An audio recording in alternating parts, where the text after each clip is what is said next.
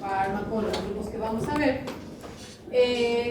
Pero lo que ya hemos terminado de ver, eso ya debe estar bien estudiado, bien consolidado, bien aprendido, por favor, porque si no va a ser contraproducente para ustedes, porque después tratar de aprenderse toditos los antibióticos va a ser fatal, se van a bloquear, se van a saturar y no lo van a poder lograr adecuadamente y van a aprender por estrés, por memoria, y esa no es la idea. La idea es que ¿se lo recorro? Sí. La idea es que vayan estudiando de poquito, ¿verdad? Entonces tenemos otro grupo de los inhibidores de la pared celular que son los monotámicos. Como bien dice su nombre, estos monotámicos, en realidad solamente el Astreonam es el fármaco representativo de este grupo y va a tener acción principalmente con las bacterias gram negativas, ¿ya? Pero esta acción y el Astreonam, al igual que los carbapenémicos, el imipenem, el meropenem, el heptapenem, incluso la vancomicina, son considerados antibióticos, yo les digo, como haces bajo la manga, es decir, son sus últimas alternativas ante probables o posibles resistencias, ¿listo? De los otros grupos en los que sí tengo amplio espectro, pero puede haber hipersensibilidad, pero puede haber resistencia, ¿listo? Entonces, en el caso del Astreonam, tiene un muy buen efecto para bacterias gram negativas, incluso para Pseudomonas aeruginosa. Por eso me va a servir para infecciones intrahospitalarias, incluyendo sepsis de origen abdominal, donde la principal o los principales agentes comprometidos son bacterias gram negativas. Como ven, la semivida del Astreonam es muy pobre, ¿ya? Es de 1 a 2 horas, pero experimenta una recirculación enterohepática que prolonga su vida media y me hace factible de utilizarlo cada 8 horas. ¿Listo? Ahora bien, cuando el paciente tiene insuficiencia renal, yo tengo que vigilar muy bien, porque cuando hay presencia de insuficiencia renal, como este fármaco se va a depurar principalmente por la vía renal, tengo que vigilar los posibles efectos adversos que se puedan presentar en un paciente con insuficiencia renal, porque su vida media se va a prolongar, no solamente su efecto terapéutico, sino sus efectos adversos. ¿Listo? Entonces, este es estable para la mayor parte de las betalactamasas, o sea, no es susceptible a las betalactamasas, exceptuando a las betalactamasas de tipo C, ¿no? O a las consideradas de espectro extendido, especialmente del grupo C y D, que ustedes ya han hecho su tarea, ¿verdad? Supongo. Entonces, se dice que tiene una reactividad cruzada con la ceftazidima. La ceftazidima es una cefalosporina de ceftazidima. ¿Tercera? Primera. ¿Cómo es? ¿Segura? Tienen que saber diferenciar quiénes son de primera, quiénes son de segunda, quiénes son de tercera. La ceftazidima es una cefalosporina de tercera generación. Se dice que tiene reactividad cruzada porque cuando yo hago pruebas de cultivo y antibiograma, si hay resistencia, por ejemplo, a la ceftazidima, es muy probable que también exista resistencia para el Astreonam, ¿ya? Entonces, prácticamente yo no tengo que hacer involucrarlo al Astreonam, porque con la ceftazidima y con la identificación de resistencia a la ceftazidima, yo ya tengo el resultado del Astreonam, ¿listo? Los efectos adversos del Astreonam principalmente se radican a nivel cutáneo y hepático, ¿ya? Pero como es un fármaco que se va a administrar por vía endovenosa, al igual que los carbapenémicos, tengo que tener mucho cuidado la administración en solución de infusión, no en bolos, sino en una solución de infusión para administrarse en un tiempo determinado. Generalmente es mínimamente 30 minutos para evitar el riesgo a tromboflebitis, ¿ya? Que es un efecto muy usual de estos fármacos de amplio espectro, pero que tienen mayor susceptibilidad a irritar el endotelio vascular. ¿Listo? A nivel cutáneo puede manifestarse de varias formas. Puede haber una erupción cutánea, pruritica o no, o puede manifestarse solamente urticaria con algo levemente eritematoso. Ninguno de los dos es grave. Se puede administrar antihistamínicos para aminorar un poco las reacciones que se producen. Sí pueden elevar las transaminasas, ¿ya? La GOT, la GPP, más que todo en pacientes que ya tienen alteración renal preexistente, pero no es susceptible de descontinuar el fármaco, ya simplemente hay que ser vigilantes y expectantes a los cambios laboratoriales, ¿listo? Y como todo antibiótico también tiene efecto a nivel gastrointestinal, pese a que se va a administrar por vía sistémica, como tiene efecto gram negativo, entonces tengo que tener mucho cuidado con ese mecanismo de barrer todas las bacterias de la microbiota normal, ¿listo? Sus principales indicaciones son infecciones, por ejemplo, hospitalarias, especialmente las septicemias. Me sirve para infecciones del tracto urinario tanto bajas como altas, complicadas o en pacientes inmunocomprometidos. Especialmente para la vía genitourinaria en un paciente inmunocomprometido, por ejemplo, un paciente con prostatitis, uretritis gonocócica, bien, excelentemente bien, porque son agentes gram negativos.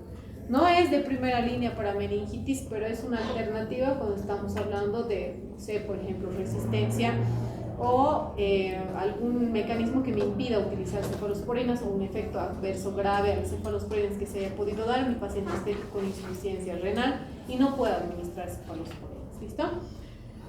Entonces, me sirve para infecciones complicadas, también penetra en lo que son infecciones de tejidos blandos, ¿ya? Me puede ayudar en pacientes que tienen estado inmunocomprometido con infecciones de tejidos blandos, y no se olviden, es una alternativa también para una infección de transmisión sexual que es la gonorrea. ¿Listo? Ahí está el Astroneum de 1 y 2 gramos que se administra generalmente cada 8 horas. ¿Listo? Los carbapenémicos. En los carbapenémicos tenemos el famoso imipenem, meropenem, ertapenem, doripenem. Como ustedes pueden ver, el único que viene en combinación, por así decirlo, es el imipenem en conjunto con la cilastatina. Esta cilastatina es un agente estabilizador que va a impedir que en los túbulos contorneados este imipenem se hidrolice y se vuelva inestable y prácticamente se inactive. Prácticamente, en pocas palabras, evita que el imipenem se inactive al pasar por la filtración renal. Entonces necesita, solo el imipenem necesita este agente estabilizador para evitar que esto se suscite a nivel renal. Ya el doripenem, el ertapenem, el meropenem no necesitan, ¿ya? Algunos, por ejemplo, como el ertapenem, que se puede administrar por vía intramuscular, necesita, digamos, en combinación, utilizarse con lidocaína, ¿no? Porque al igual que las penicilinas, como ustedes han podido ver y alguna vez les han debido colocar, pues es bastante doloroso, ¿verdad? No es digamos, soportable muchas veces, es bastante doloroso, ¿ya? Estos agentes en general, todos los carbapenémicos, se distribuyen bastante bien en todos los líquidos y tejidos corporales, incluso penetran a nivel pasan la barrera hematoencefálica y penetran a nivel del sistema nervioso. ¿Listo? Entonces, principalmente se eliminan por vía renal. Hay que tener cuidado, sí, en pacientes con insuficiencia renal preexistente por las consideraciones, ¿no?, de su depuración, especialmente del imipenem. ¿Listo? Miren el imipenem, su espectro no es tan amplio que digamos, o sea, tiene un espectro, vamos a decirlo, limitado. Me sirve para gram negativos, para pseudomonas, para algunos anaerobios, incluyendo enterobacterias, ¿ya? Por eso me va a ser útil para procesos sépticos diseminados, ¿listo?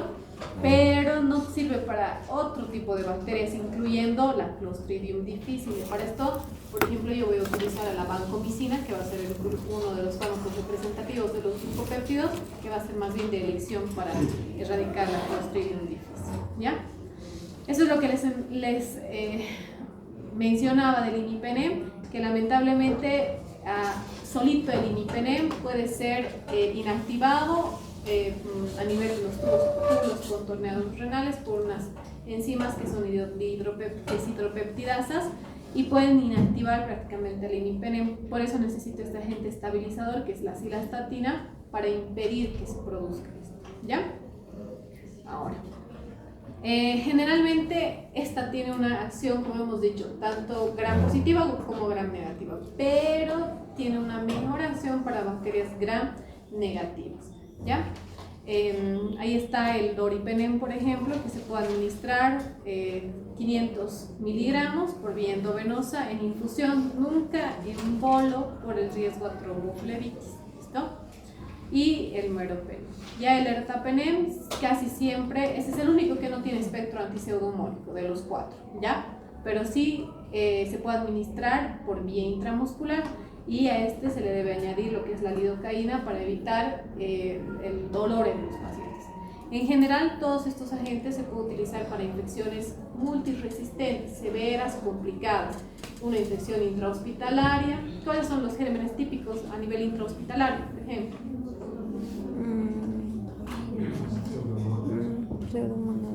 ¿Cuáles son? Pseudomonas, ¿qué más? ¿Cuál no voy a administrar meropenem, ¿no ven? Voy a administrar otros agentes.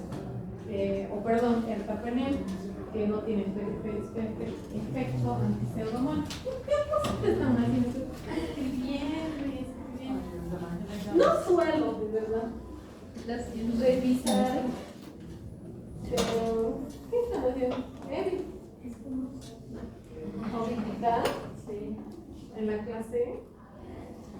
Yo creo que atienden mejor, ¿no? Ok.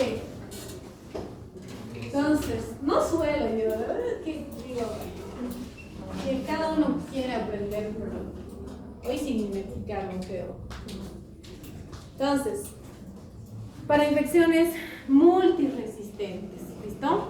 Infecciones complicadas, intraabdominales, de diseminación sistémica por vía hemática, ¿ya?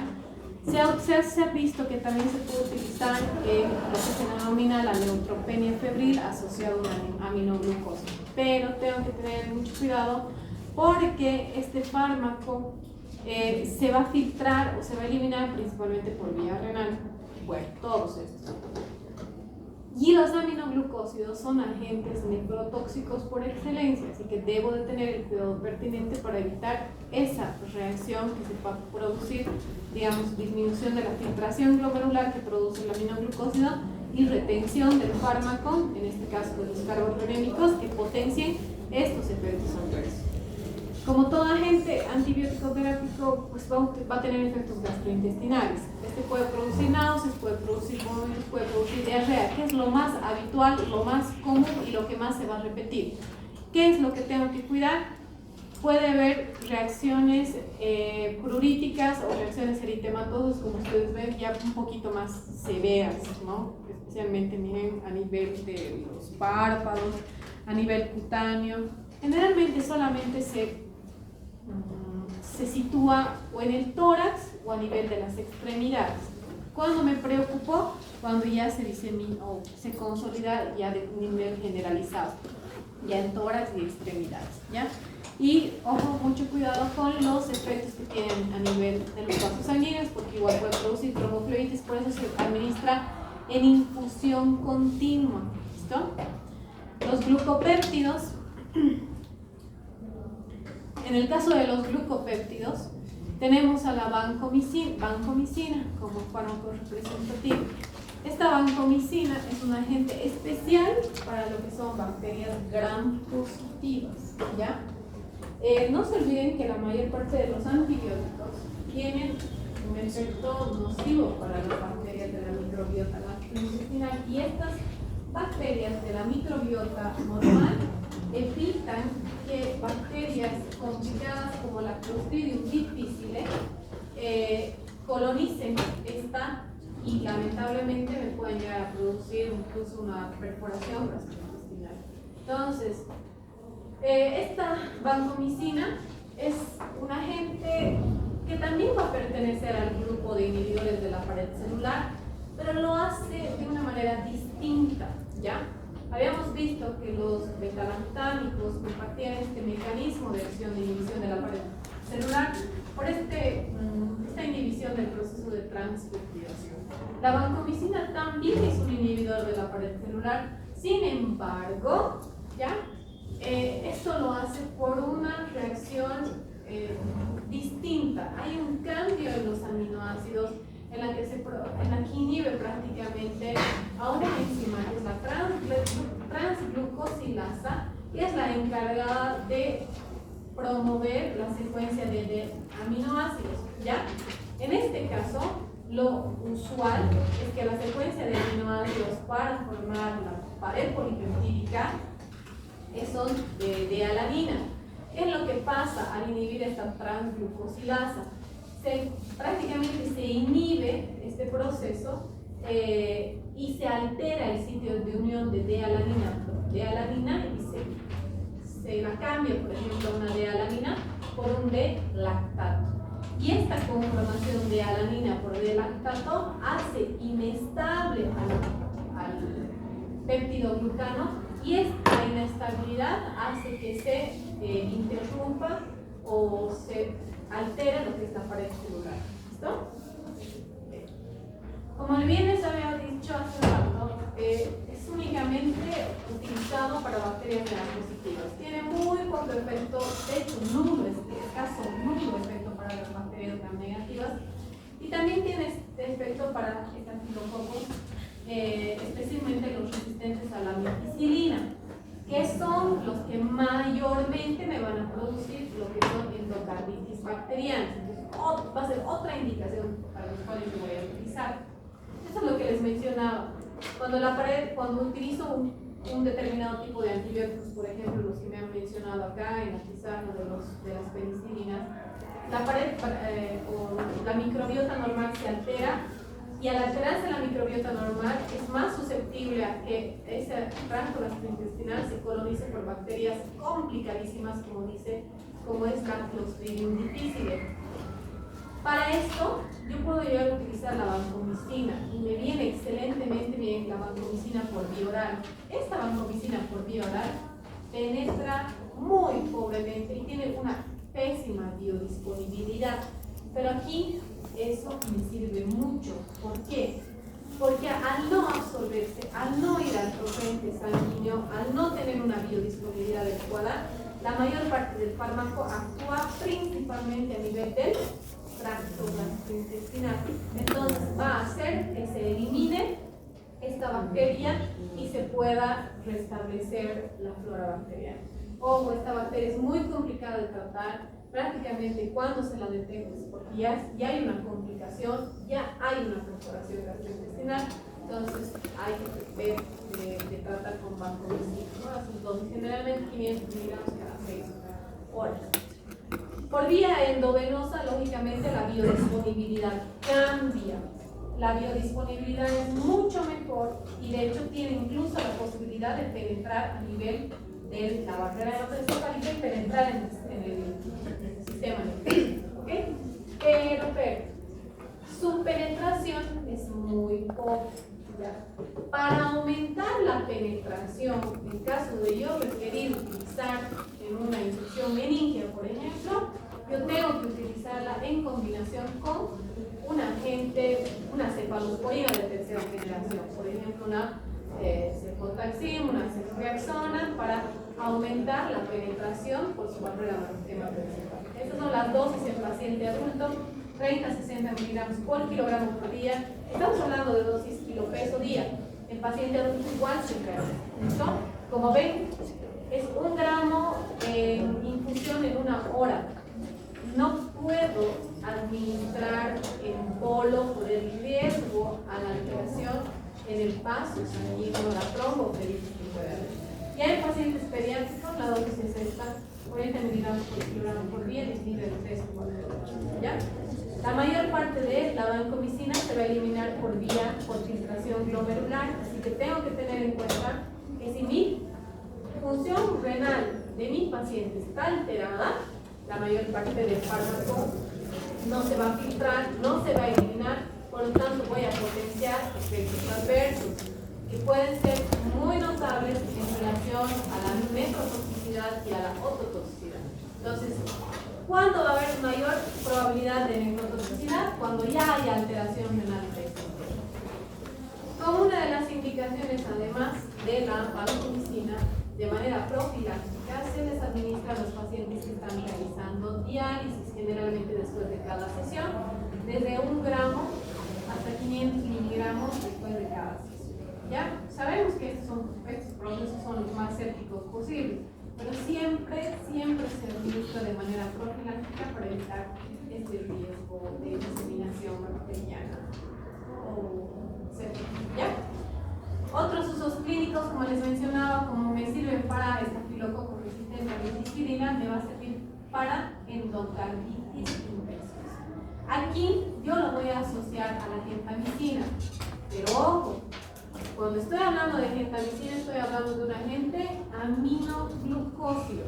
Cuando ya veamos ahorita o más adelante los aminoglucósidos son o tienen efectos negativos bastante complicados como nefrotoxicidad, ototoxicidad, incluso pueden llegar algunos a bloquear o producir un bloqueo neuromuscular con una parálisis respiratoria. La gentamicina es principalmente nefrotóxica. ¿Qué habíamos dicho hace rato? Cuando yo utilizo en combinación con un agente nefrotóxico, la probabilidad de nefrotoxicidad de la vancomicina pues se potencia. Entonces ahí tengo que tener mucho cuidado ya con la función renal de mi paciente. ¿Listo? Esta combinación generalmente se realiza. ¿Toditos ya están? Gracias. Ay, en algún momento nos va a faltar, ¿no? Líneas. Porque ustedes son 43.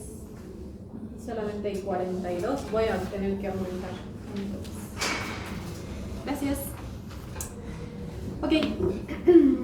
Ok, esto se utiliza cuando estoy ante un paciente que, por ejemplo, tiene alergia a la penicilina y no puedo utilizar agentes como la cloxicilina, por ejemplo, que es ideal también para esto, ¿ya? Como les mencionaba hace rato, en pacientes que tienen infecciones, una meningitis, por ejemplo, yo puedo llegar a utilizar en combinación la vancomicina más una cefalosporina de tercera generación, especialmente cuando la cepa que ha causado es un neumococo resistente a penicilina. Ahí se potencia la actividad de las cefalosporinas de tercera generación, la ceftriaxona, la cefotaxima, y se erradica el neumococo. ¿Okay? ¿Cuáles son los efectos adversos? Uno de los efectos más usuales, vamos a decirlo así, son los efectos cutáneos. Cuando se produce una reacción eritematosa generalizada, se produce lo que se conoce como el síndrome del hombre rojo, ¿ya? Que eso es un efecto adverso, no voy a decir cómo, pero es un efecto adverso propio de la vancomicina. Es un efecto adverso que produce una reacción eritematosa, como ven en pantallas, una reacción eritematosa generalizada desde cabeza, cara, cuello, tronco, extremidades, todo.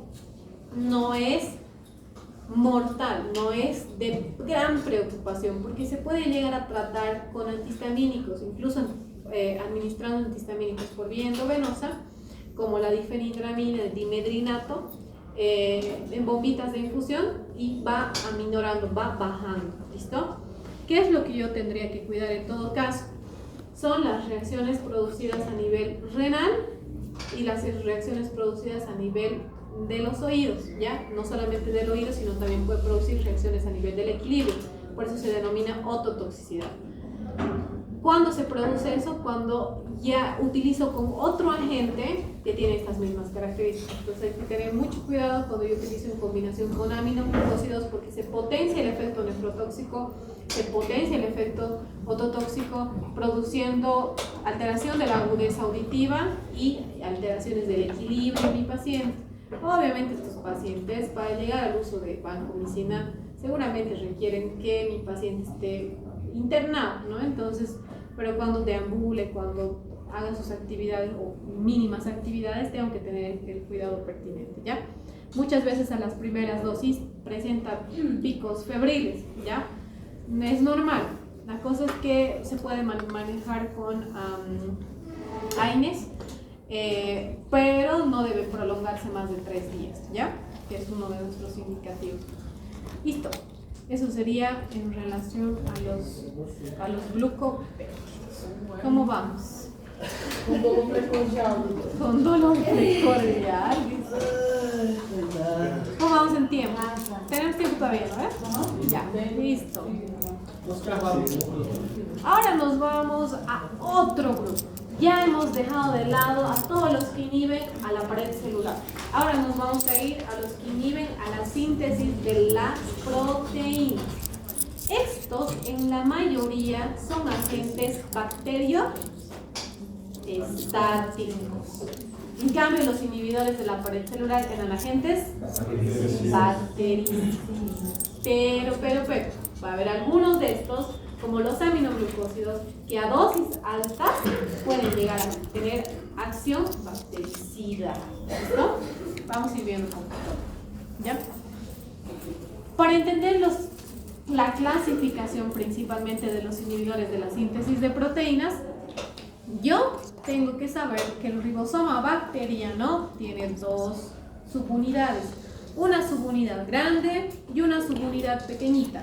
Esta subunidad grande es denominada subunidad 50S y esta subunidad pequeñita es denominada subunidad 30S. ¿Listo? Vamos a ver que varias de los inhibidores de la síntesis de proteínas tienen un mecanismo de acción un poquito diferente uno de la otra, ¿ya? Por ejemplo, en el grado de reversibilidad o irreversibilidad. En el caso de las tetraciclinas, vamos a ver que la acción que se produce es reversible, ¿ya? Porque esta interacción con el RNA de transferencia pues es un proceso reversible, pero vamos a ir viéndolo poco a poco, ¿ya? Generalmente, el principal mecanismo de inhibición de la síntesis de proteínas se traducen en una disminución de los componentes proteicos que se traducen en un deterioro de las funciones de la célula, por tanto le resta vitalidad y posteriormente pues, va a morir y va a dejar de proliferar, ¿listo? Y puede llegar a morir. Entonces, ¿cómo yo las clasifico? Dentro de los inhibidores de la subunidad 30S están los aminoglucósidos y las tetraciclinas. Y dentro de la subunidad 50S están los macrólidos, que es una alternativa, la siguiente alternativa por su amplio espectro después de las penicilinas para su reemplazo, por ejemplo, cuando hay hipersensibilidad o cuando hay resistencia al grupo de penicilinas, que es uno de los problemas que más nos vamos a encontrar tal vez en la práctica clínica. Entonces, los macrólidos, las lincosaminas, las streptograminas y las oxazolidinonas. ¿Listo? Hay un mnemotécnico para que ustedes no se olviden quiénes pertenecen a cuál. Clima-TA. ¿Ya? C, de la parte de clima, todos los que son clima van a inhibir a la subunidad 50S. C, de cloranfenicol.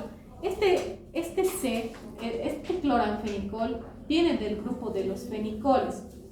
La mayor parte son de uso veterinario. El cloranfenicol es el único que se utiliza para uso humano, por eso lo vamos a poner así. Cloranfenicol. Li, de lincosaminas. Y MA, de macrólidos. Aquí me faltarían las oxazolidinonas y con eso completamos el grupo, ¿ya? Y el TAM, T, de tetraciclinas y AMO, de aminoglucósidos. Entonces, ese mnemotécnico lo usan para diferenciar quiénes son de la subunidad 30 y de la subunidad 50. ¿Listo? Vamos a empezar con los inhibidores de la subunidad 30S. Y ahí están las tetraciclinas y los aminoglucósidos. Las tetraciclinas tienen una acción particular. Puede producir quelación de metales pesados. Por definición, ¿qué es el proceso de quelación? ¿Qué será la quelación de metales pesados? Los metales pesados pueden sufrir alteración en su absorción, en su biodisponibilidad e incrementar el proceso de eliminación. En pocas palabras, la quelación es el proceso de eliminación de los metales pesados. ¿Tenemos metales pesados en el cuerpo? Sí. ¿Cómo? Hierro, indispensable para ciertos, ya hemos visto ustedes qué pasa cuando no hay hierro. Otro.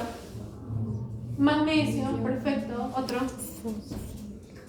¿Qué hay en la leche? Calcio.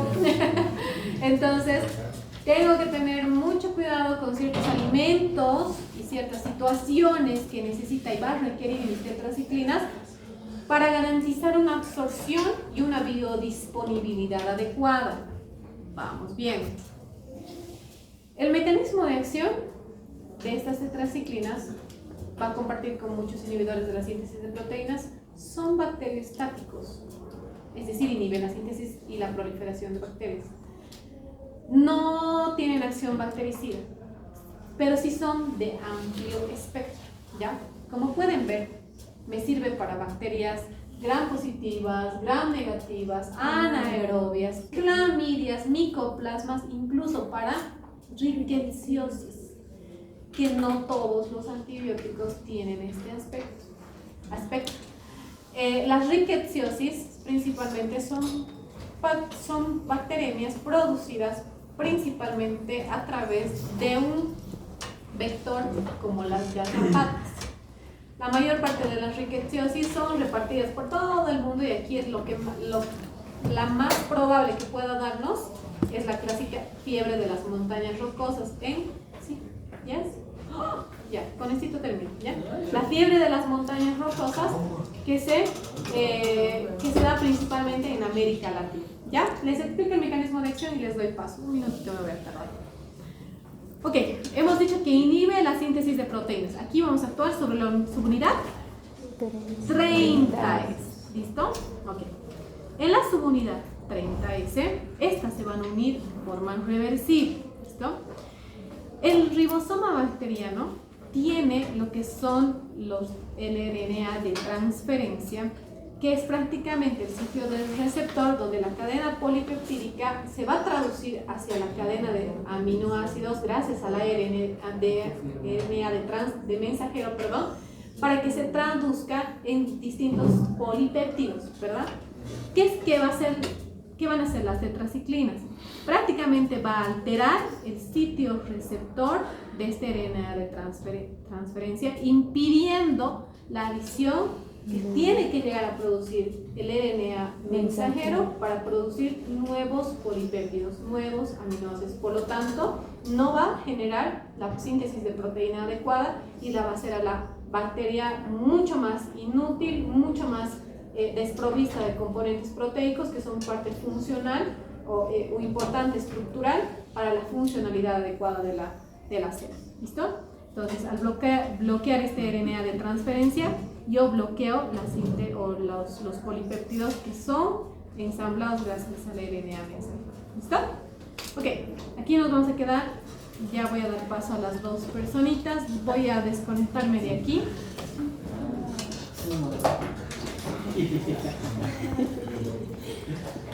A ver si